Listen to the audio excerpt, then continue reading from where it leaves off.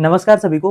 दोस्तों, आज की इस वीडियो में हम बात करेंगे कि बीजेपी की सोशल मीडिया पे कैसे एक बड़ी फजीहत हुई है और क्या विपक्ष का जो डिजिटल प्रेजेंस है वो बीजेपी से अब ज़्यादा मजबूत हो रहा है, और क्या ट्विटर पोल पे जो नतीजे आ रहे हैं वो देश का पॉलिटिकल मूड बता रहे हैं या ग्राउंड रियलिटी कुछ और हो सकती है। इसके अलावा हम ये भी समझेंगे कि क्यों बीजेपी की सोशल स्ट्रेटजी फेल हो रही है और क्या ये बदलाव सिर्फ ऑनलाइन है या ग्राउंड पर भी इसका असर दिख रहा है। तो आइए वीडियो शुरू करते हैं।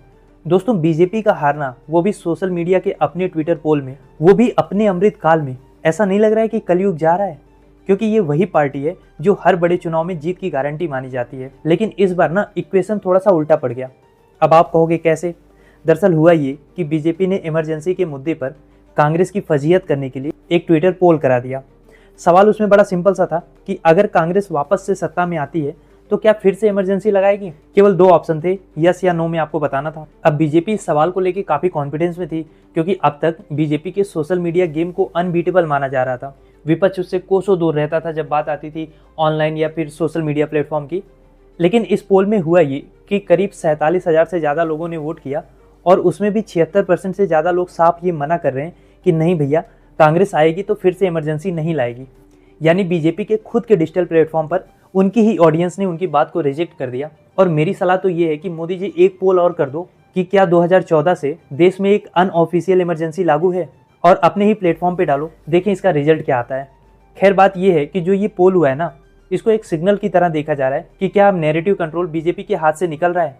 क्योंकि आप पिछले कुछ सालों का बीजेपी का रिकॉर्ड देखो कि हर चुनाव में इन्होंने अपनी जीत का फार्मूला एकदम क्लियर रखा है कि भाई ग्राउंड पे हर नेता उतरता है, भयंकर कैंपेनिंग होती है, डोर टू डोर कैंपेनिंग होती है, मीडिया की मैनेजमेंट ये लोग कर ही चुके हैं, कोई भी सर्वे इनके खिलाफ आता नहीं है। और ऑनलाइन में भी बीजेपी की प्रेजेंस जो है वो बाकी पार्टियों से बहुत आगे मानी जाती है। लेकिन ये सब तब होता है जब इन्वायरमेंट कंट्रोल में होता है। लेकिन जैसे ही बात ओपन अनफिल्टर ऑनलाइन ओपिनियन की आती है, वहाँ पे बीजेपी की स्ट्रेटजी फेल हो जाती है, क्योंकि अनलाइक इलेक्शन कमीशन, वहाँ पे ट्रांसपेरेंसी होती है। इसीलिए आप देखो, कोई भी जो बड़ा मीडिया हाउस है आपको ऑनलाइन पोल करता हुआ नहीं दिखेगा जो डायरेक्ट जनता के सामने हो, क्योंकि वो फिर अनप्रेडिक्टेबल रिजल्ट दे सकता है ना, जो शायद गोदी मीडिया और उनके आका बीजेपी दोनों के लिए अनकंफर्टेबल हो जाएगा। और फिर जो पीएमओ ऑफिस से चाबुक चलेगा ना। खैर, इस पोल के बाद कांग्रेस और जो भी विपक्षी पार्टियां हैं इस मौके को खूब भुना रही हैं। कांग्रेस लीडर पवन खेरा ने ट्वीट किया कि इलेक्शन कमीशन का अगर साथ ना हो तो यही हालत बीजेपी की चुनाव में भी होगी। और लोग भी ये बात पूछ रहे हैं कि यार, बीजेपी अपने ही प्लेटफॉर्म पे इतनी बुरी तरीके से कैसे हार गई, क्योंकि यही पार्टी सोशल मीडिया को एक वेपन के रूप में यूज करती है। पर आज ये वेपन दो धारी तलवार हो गया। अब यहाँ पे सवाल ये आता है कि क्या बीजेपी का मैजिक खत्म हो रहा है या सिर्फ ये सोशल मीडिया पर उनकी पकड़ ढीली हुई है, ग्राउंड पे सब कुछ ठीक है। तो देखो, अभी 4 राज्यों में 5 सीटों पर बाईपोल चुनाव हुए हैं। 5 में से बीजेपी सिर्फ 1 सीट बचा पाई है। दरअसल इमरजेंसी के 50 साल पूरे होने पे बीजेपी को ये लगा था कि इमरजेंसी का मुद्दा एक बार फिर से उठाते हैं और कांग्रेस को घेरते हैं। तो ये जो इमरजेंसी के नाम पे बार बार बीजेपी डराती है लोगों को, ये ट्रेंड अब थोड़ा पुराना हो गया। अब लोग नया सवाल ये पूछ रहे हैं कि क्या 2014 के बाद एक अनडिक्लेयर्ड इमरजेंसी नहीं चल रही है? आज से 50 साल पहले जो इमरजेंसी लगी थी उसके लिए तो इंदिरा गांधी ने माफी भी मांगा। उस इमरजेंसी को हटाने वाली भी खुद इंदिरा गांधी थी, और उसके बाद जनता ने उन्हें हराया भी, उनको उनकी गलतियों की सजा भी दी। लेकिन इस इमरजेंसी का क्या, जिसमें मीडिया की फ्रीडम, एजेंसी का मिसयूज, मिनिस्टर्स की जीरो अकाउंटेबिलिटी, ये सब शामिल है। और ऐसा नहीं है कि कांग्रेस के टाइम पे एजेंसियों पर सवाल नहीं उठते थे, लेकिन पॉइंट ये है कि उस समय कांग्रेस के मिनिस्टर्स भी जेल जाते थे, उनका रेजिग्नेशन होता था, जनता का दबाव कांग्रेस पे फील होता था। लेकिन आज की सरकार में चाहे कितनी भी बड़ी ट्रेजेडी हो जाए, कोई भी मिनिस्टर रिजाइन नहीं देता। पहलगाम हो, पुलवामा हो, नोटबंदी हो, फार्मर का प्रोटेस्ट हो, ट्रेन एक्सीडेंट हो, प्लेन एक्सीडेंट हो, कोविड की डेथ हो, कुंभ में भगदड़ हो, हर बार बस नैरेटिव बदल देंगे, जिम्मेदारी लेने वाला कोई आपको सामने नजर नहीं आएगा।